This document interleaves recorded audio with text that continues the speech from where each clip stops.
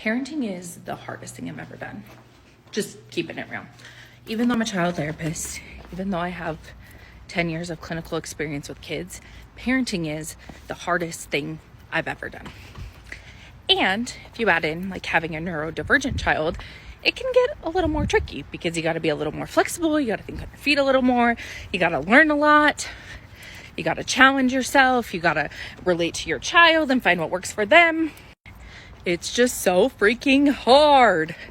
I'm going to tell you the things that have helped me the most in my journey of parenting neurodivergent kiddos. Number one, understanding my child's unique needs, because every neurodivergent child has different needs, whether they're sensory needs, whether they're emotional needs, academic needs, understanding their needs and what they are. Communicating in a way that works for them. You have to adjust your communication in order to be effective as a parent so that they can understand it, hear it, and take that in. So learning about that, learning how to adjust my communication to each child, and if they need visuals, all the things.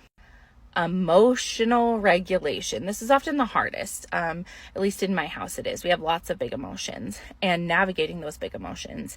And this is something that we don't really talk about a lot when it comes to neurodivergent kiddos. And so that's why it's so important to learn this piece.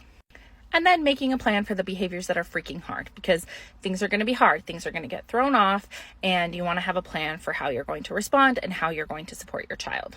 Because these are the things that Paige and I think are the most important and have been most helpful to us in parenting neurodivergent kids as child therapists, we created a video series that helps break all of that down for you. You can check it out in our store if you want support, or you can just take those categories and work through them one by one. And I would recommend just starting at number 1, focusing on that till you feel like you got that down, and move through number 2, 3, 4, If you have questions, please drop them in the comments, send us messages. We love talking with you guys.